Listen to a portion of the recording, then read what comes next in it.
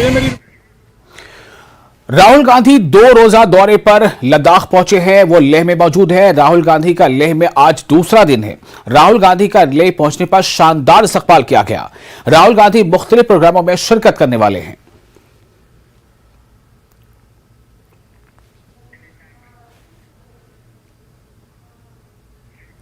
और लद्दाख के एमपी चिमयांग सेरिंग नामग्याल ने न्यूज 18 से मुख्तलिफ मामलों पर बातचीत की।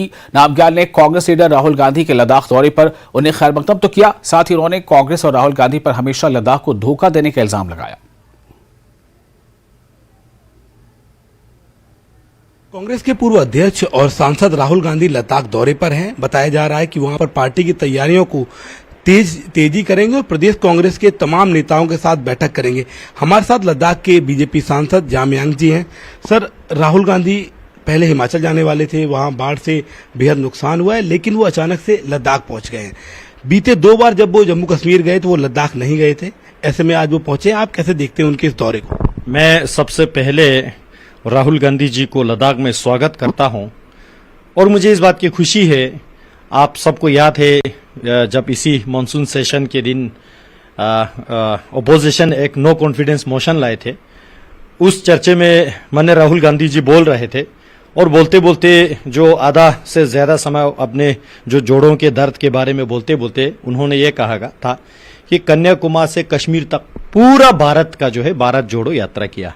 फिर मैंने पीछे से आवाज मारा, मैंने 3 पॉइंट कहा। देखिए राहुल जी, एक तो आपके पूरे भारत में लद्दाख क्यों नहीं आते हैं, दूसरा आप लद्दाख आने से इतना क्यों डरते हो, और तीसरा कांग्रेस पार्टी हमेशा लद्दाख को क्यों इग्नोर करते हैं।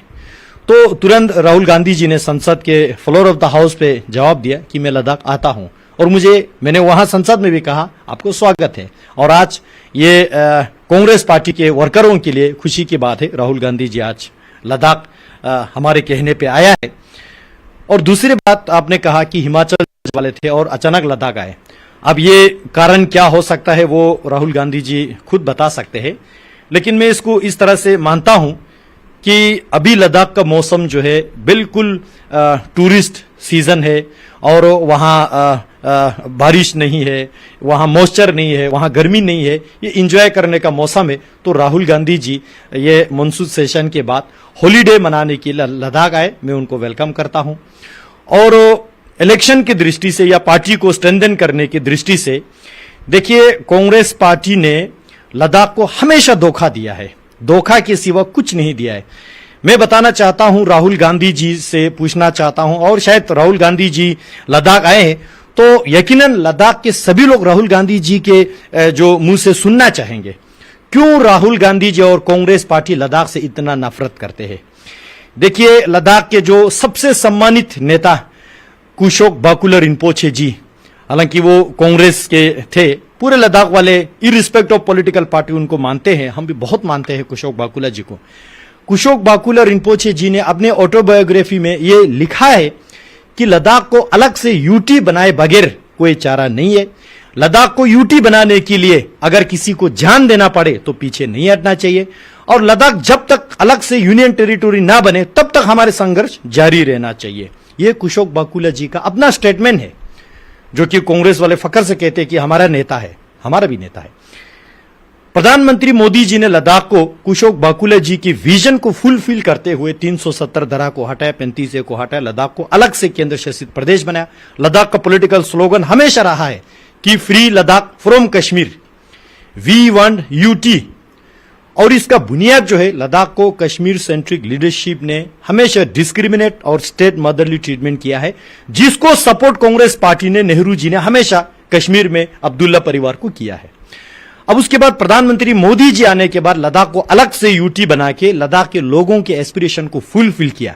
अब गौर से देखिए, उसके बाद Jammu Kashmir national conference supreme court गए, ऑनरेबल सुप्रीम कोर्ट पे हेयरिंग चल रहे, हालांकि मुझे उस पर कुछ टिप्पणी नहीं करना है, लेकिन नेशनल कॉन्फ्रेंस के फाइट को, जो कि 370 को रिस्टोर करना, आर्टिकल 35A को रिस्टोर करना और लद्दाख की यूटी को खत्म करके फिर से जम्मू कश्मीर के साथ जोड़ने को लेके कांग्रेस पार्टी और कपिल सिब्बल जी उसको समर्थन कर रहा है। तो मैं राहुल गांधी जी से पूछना चाहता हूं, आप लद्दाख आए हैं तो लद्दाख के लोगों को बताएं आप क्यों लद्दाख को वापस श्रीनगर के साथ, कश्मीर के साथ जोड़ना चाहते हो?